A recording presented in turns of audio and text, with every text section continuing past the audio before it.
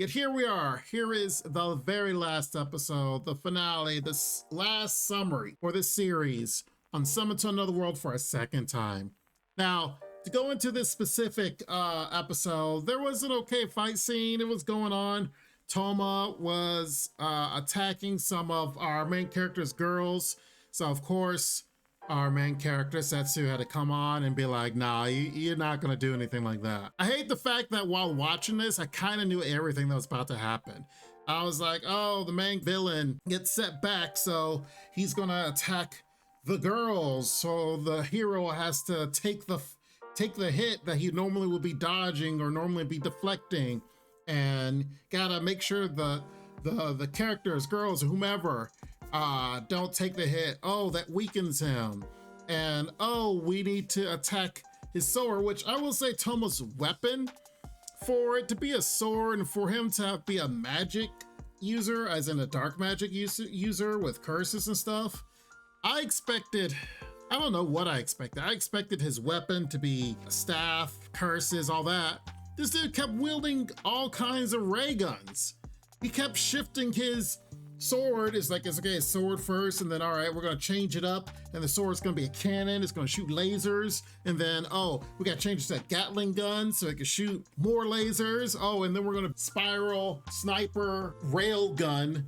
Then it's like, okay, it's a little weird, but fine. And you can really tell from episodes ago that what the weakness of Toma is gonna be. The crystal that basically is kind of corrupting his mind and fueling the dark curse magic that he utilizes, and it's only be a matter of time that he'll be able to, our hero would be able to break the crystal and break him free, which is exactly what happened. And then that was it. That was kind of it. That was the battle. Main character prevailed. This shot right here was really the only time it looked like he may actually lose, and which made Tomo think, oh, I'm gonna win. And he just, main character's like, gets up and it's like, nope, actually, I'm actually fine. And of course, our main character doesn't kill him.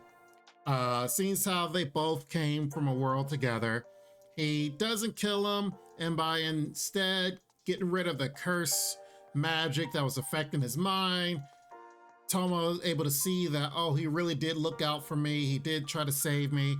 And his punishment was nothing more than to use his magic to send the classmates back to the real world. Of course, our main character decides to stay in this world because he likes this world more than anything else. And Tomo decides, you know what? I need to atone for my sins. By him returning everyone, he uses all his magic and doesn't have magic anymore. Although it seems he's still a good fighter, he just doesn't have his magic anymore. That's it. That's all that happened.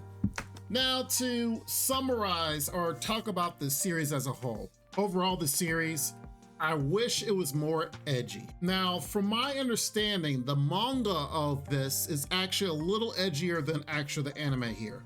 For example, apparently in the manga, he gets sent back to his world by the actual king. And it wasn't a big clash explosion. The king kind of tricks him and it's like, all right, you saved our realm, goodbye, and then sends him back even though he wanted to stay. And there was a lot of fighting he had with the king itself. And so there was a lot more edginess to this anime. And I wish that was the biggest thing for this. It seems like they made this series tamer than it needed to have been. I wish there was more fan service. I wish there was more, all those little tropes that it's like, okay, yeah, he has all these girls that like him type deal. And you can kind of tell this, but they didn't really like latch onto him as much as you think they would have. There were some scenes where they did, but it wasn't like the intentions of some of the girls. It wasn't like some other isekai or harem anime where they straight up was this girl's like, this guy is mine, and everyone else get off of him. Honestly, Toma, the main villain, had more affection for the main character than some of the characters, females in the show. Toma was essentially the most yandere in the whole show. The show has a lot of promise and had a lot of potential. When you have an idea like, you know what, This is my second time being in this world, not the first time. So as the second time, yeah, the main character kind of went to different areas, you know, where they traveled to, but I just wish it just went harder. Like the fights, I wish just went harder. I guess, for lack of a better term, bloodier. Of course, not necessarily showing blood and all that, but basically more dynamic of the fight scene, i.e. One Punch Man, i.e. reincarnated as a slime, things like that. It doesn't have to go hardcore like Bastard. It doesn't have to go to that level, but it could have used more of an edge. It just seemed like the manga itself probably is edgier than the actual anime. The anime, they tamed it down. They tried to, essentially they watered it down. And I wish they hadn't. So overall, I give this anime a score of a 7 out of 10. It was entertaining. There was, I believe there was only like one episode that I really almost got bored the whole episode, and then picked up in like the last 5 minutes after the credits. It was like after the credits, then it was like, oh man, this is crazy.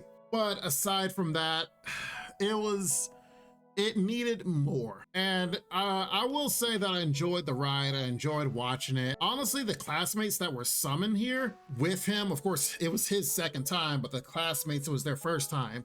They were utterly useless. They trained, like the first couple episodes, they trained this whole time just to be utilized on maybe a frame. And it wasn't for a very long time or utilized a whole lot. So I kind of was like, they were useless.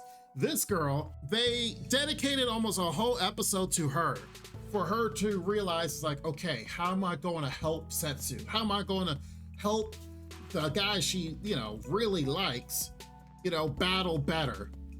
And they don't even utilize her. They give her a whole episode and they don't even do anything with her. The final battle, on this episode, she helped in making a shield, but everyone else helped in making that shield. So it wasn't like it was just her that did it. And the one moment where it looked like she was ready to pop off, they had the main character come and save the day.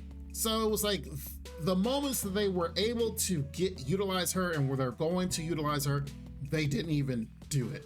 But yeah, if you guys are a manga reader for this one, definitely let me know in the comments below, because just the anime itself, it just seemed so tame. Like they played it safe, and they just didn't have to play it safe. It had some good moments, but then a lot of it was like, oh, that's it? That's all they're doing?